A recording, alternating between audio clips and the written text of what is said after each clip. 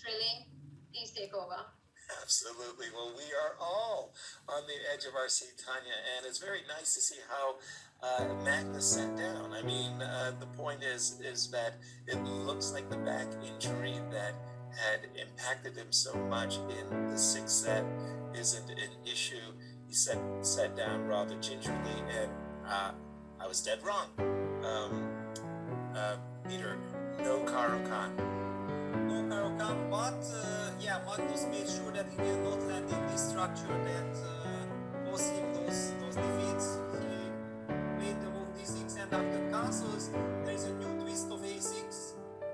Basically, hunting done, white's bishop at all costs. Hikaru reacted with bishop takes e6, queen takes e6, d4 breaking the center. Black captured on d4, queen d4, bishop e7, e5, c5 on the board. Queen f4 also on the board. All played very quickly for an opening that, at least for ourselves, was very unexpected. How deep is their preparation that they seem to be ready to play every type of position in under the sun?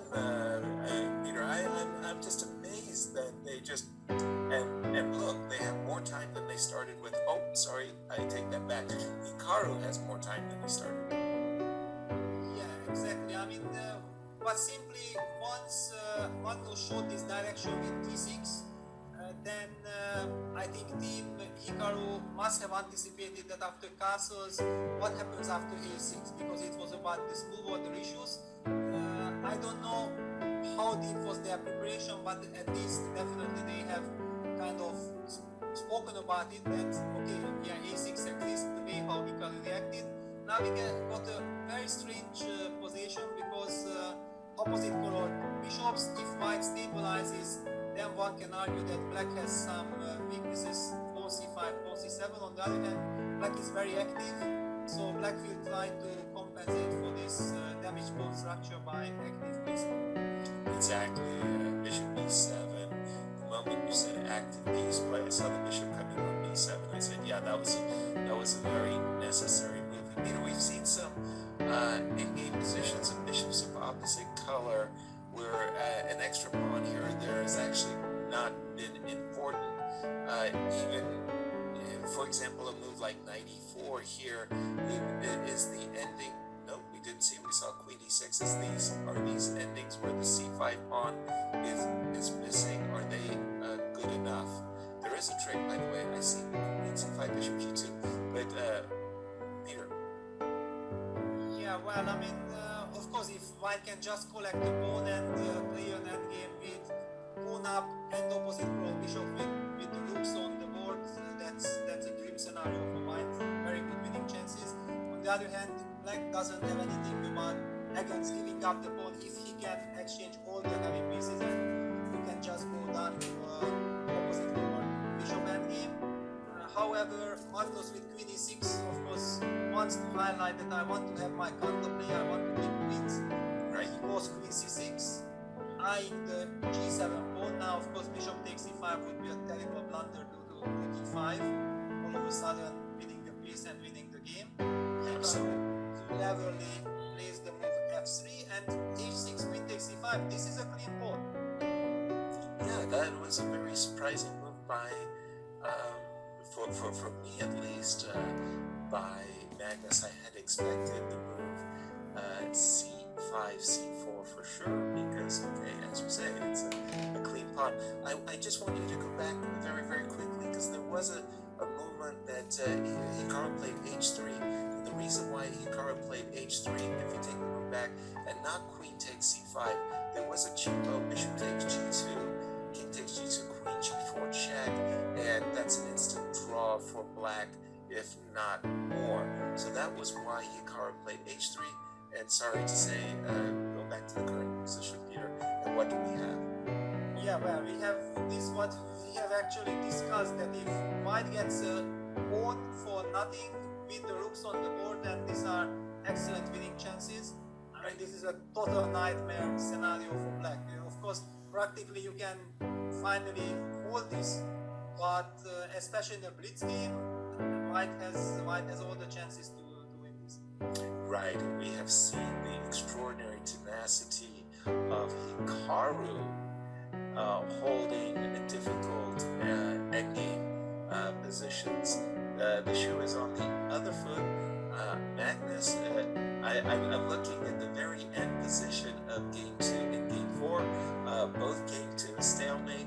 One stalemate, there was a pawn on h7 for Magnus, and the other game there was a stalemate on a7. Magnus has been the one who's been pushing and coming up empty withdraws.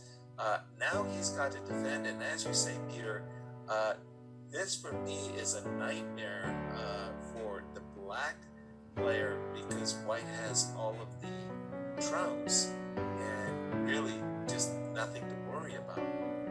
Yeah, but thanks to this bishop on e6 and with a very quick a5 a4, yeah, this is very strategically very important, that white black fixes his pawn on a4, forces white to play easily, otherwise white would not be able to activate the rook from a1.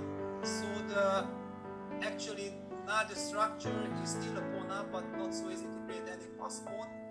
The bishop on e6 gives stability, so now it's maybe the time for white, yeah, get the bishop to c6, start advancing g4, h4, king g3. Magnus of course uses the chance to go bishop f5. He wants to create one pair of rooks. Does he want to change? Is that so good?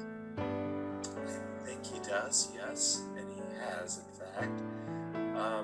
And I think it's absolutely of vital importance for Hikaru's chances to win this game to keep the rook on the board.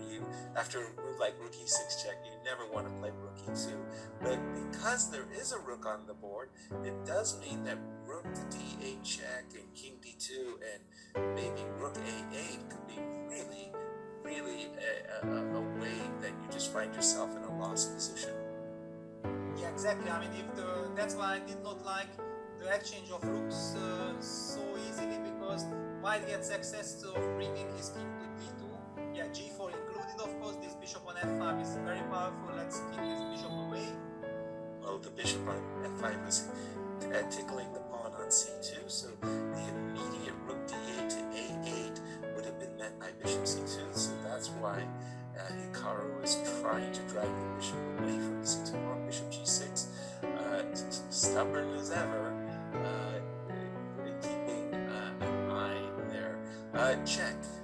And now, after king f7, there'll be another check, and Hikaru wants to put his king on d2, which he has done. And another question is how to protect these pawns. How is it possible to protect these pawns? Because white is threatening to attack them. I think we also have to keep an eye on the clock, because in this endgame, clock will play a very vital role. Absolutely. Rook b7, so there's some ideas that if you go after the c pawn with rook c8, or even the a pawn with rook a8, you've got a check. But why is that so meaningful, Peter? The king will drop back to c1. Maybe rook e7 to e3, trying to collect some kingside pawns. Yeah, maybe, but it's a little bit scary. It does feel a little bit scary suddenly, right? Yeah, on the other hand, thanks to this bishop on g6, you are hitting c2, so whenever I take on a4, you might attack my c2 pawn with the Tham rook f2. Very good point indeed. I like that. There are all these possibilities, but it feels like black is on the verge of collapse. Maybe he can escape by miracle. Hey, well, Magnus Carlsen fans have got a lump in their throat right now, as we are seeing the variation that we looked at, and rook takes c5. The nice part about that capture, you've been pointing out that the bishop on g6 aims itself against the pawn on c2. Well, now the rook on c5 defends the pawn on c2, and white is ready. Is white ready for b4 here? And, push him, maybe get those pawns up the board. Yeah, very interesting idea. Yeah, instead of trying to hunt the pawn a4 down, might simply cost too much time. Now move like b4, forcing a b3, c b3, and then start pushing the pawns as quickly as possible. Yeah, and Hikaru did it. b4 is on the board. Again, Peter, we should lower our voices so that the players don't hear us. Yeah, well, I'm not sure if that's the case. I think they have other things to worry about right now, but look at Hikaru go. He's saying, go little one, bring us glory to but your... can I go h5? Can I create some counterplay with h5 here? Yes, h5, g5. Does that open up the g7? I don't know. My goodness, h5 trades, and you're saying if you take with the rook, oof. Yeah, crazy, I know. I think h5 is actually kind of necessary, Peter. Whether it works or not, I don't think that you just want to watch white go b4, b5, a6, and put your bishop on e4. I don't think that that's going to be sufficient way, the right way to hold the game. I think, well, we are seeing rook. Okay, rook. What exactly is the idea? Yeah, a6 played. Okay, I thought that maybe e4 was possible. Magnus just wants to put the rook on a2, put the bishop on e4 and claim that you are not, but I can't believe that this works. Yeah, bishop a5 played. Wow. I thought we were going to see rook c2 check as a prelude to the move rook a2. Surprising for me that he didn't want to put white's king on a light square. It would have been very useful in my view to have done that. And now, Peter, the pawn, wow, it got to a7. It got to a7. That, to my mind, says game over, b4 and rook c8. Exactly. I mean, okay, Magnus wants to go then h5 and go desperately. Maybe that's why he did not want to include the check, so that white's king is not closer to g1. Okay, here we stop for a moment because there's a lot to be said for rook e8 tickling the bishop. Yeah, and it's on the board. Okay. So the idea is that with this move, we've also got rook e6 check, and it also depends just where is that bishop going. Probably it finds its way on the diagonal, but there is rook e6 check and picking up the f5 pawn if we like. You could also just take a queen, and then we've got a b pawn that needs to be pushed, Peter. Yeah, you can also take gf5 check. Yeah, black can't take it back. Yeah, king f7 had to be played. Right, because king takes f5 would have walked into rook f8 check, and you take the bishop.